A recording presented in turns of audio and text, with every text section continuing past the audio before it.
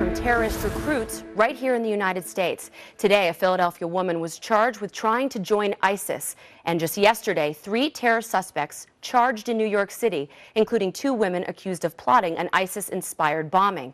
Former NYPD Commissioner Ray Kelly is here to go on the record. But first, more on the latest arrest from Philly reporter Shawnette Wilson. She joins us live. Shawnette, tell us a little bit about this woman and the arrest that took place. All right, so 30-year-old Kiana Thomas, we're told, was arrested and charged just this morning, as you mentioned, for trying to join ISIS. Her arrest comes as the result of a 2-year investigation. Investigators say that she had been providing material support and resources to ISIS. So here's what else we learned today. We're told that Thomas goes by the name Lioness. Investigators say that she wanted to join ISIS. She wanted to fight with the terror group, even martyr herself on behalf of ISIS. Prosecutors in federal court today said that Thomas applied for a U.S. passport. That was back in February, and bought a plane ticket. That was in March. The plane ticket was for Spain. They say she researched common routes to Syria and ISIS training camps. And Greta, very interesting also, they say they had been monitoring some of her activity on social media and Twitter accounts that she had there, Greta. All right, it's Andrea. But Shawnette, thank you so much. And the arrest in Philadelphia coming just one day after 3 terror suspects, all American citizens, appeared in federal court in Brooklyn. 2 women accused of plotting to build bombs, and a man accused of plotting to help al-Qaeda murder U.S. military members overseas. So why are so many Americans looking to join these terror groups, and so many women? Former NYPD Commissioner Ray Kelly joins me now in studio. Commissioner, thank you for coming in on this Good Friday. How do you think the terror war has changed? I mean, as a grateful New Yorker who watched you really transform the NYPD into a force that kept us safe for so long, when you see reports like this, what sticks out in your mind about how it's changed over, say, the last decade since 9/11? I'm not certain it has changed. It's pretty consistent. As a matter of fact, 2 individuals just arrested today in Illinois, Aurora, Illinois. One planning to go to Syria, the other planning to attack a military base. So, yeah, it's been fairly consistent. It's just that we haven't paid that much attention to it. If a plot fails, it's a one-day story. But they sort of accumulate over time. So they want to come here. They want to kill Americans, or Americans who are here want to kill other Americans, as we saw in the arrest yesterday. So it's an ongoing problem that will be with us for a long time to come. Are we safer now? I think the government has done a lot, and we haven't had any successful attacks. I mean, obviously, the Fort Hood massacre really was, I consider it a terrorist attack.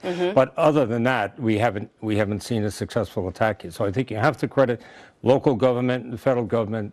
They're doing a lot, and I think we are safer. But as so many people have said, we're not safe. We live here in a very open society. New York City, for instance, 10 million people a day are in the city. There's a lot of potential there for mayhem. A big target.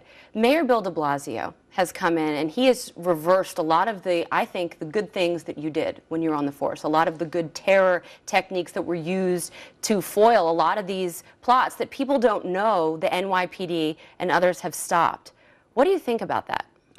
Well, quite frankly, I'm not certain that he has changed in that area. Well, like listening in on the mosque, you know, Representative Peter King is pretty vocal about the fact that that's a useful tool, and the NYPD should have every resource at their disposal to try and go after potential threats. Well, one thing they did change the demographics unit, which I thought was a mistake. I mean, this is the most diverse city in the world. We have a right to know where people are living. We can't just rely on census data. That's one thing they did eliminate. But I think they've been clear in saying that they appreciate what was put in place before and they're keeping it in place. But I think some crime-fighting initiatives have sort of drifted. What's the most useful technique that you think the cops are really focusing on now to foil these terror plots? I mean, we see with these women, they seem to be radicalized over the internet. And I mean, it's changing. So we see more women joining this fight. And the women that were apprehended yesterday in the New York area said that they could do more damage here rather than go abroad. And a lot of that came through the radicalization of the internet. How is the police addressing that? Well, obviously, there's a lot of monitoring going on on the internet. The police are able to enter chat rooms because New York City has such a diverse police force. Police officers born in 106 countries. They have unique language skills. They're able to get into these chat rooms and find out what's really going on. We have people who were born in Karachi, so they're able to understand sort of the nuances of a lot of these chat rooms. But it is an ongoing battle. It's not easy. Every day is a challenge. We see people who are surfacing that really we haven't seen before. And as you say, a lot of the radicalization is coming about just on the internet. You see these films that are done.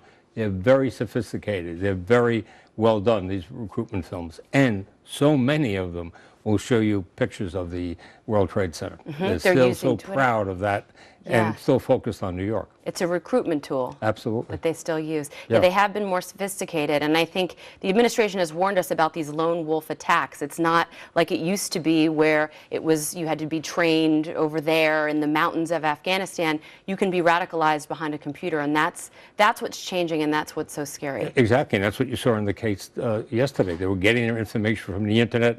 They were using Inspire magazine, which has been out there since 2010. It's a clear how-to book to commit terrorist acts. It was used by the Boston Marathon bombers. It's been used in many other attacks. So the information is out there. It's on the internet. The radicalization process is alive and well on the internet. Yeah, we got to stay alert. Commissioner, thank you for your service, for keeping us safe, and for coming in tonight. Thank you. Thank you, Andrea.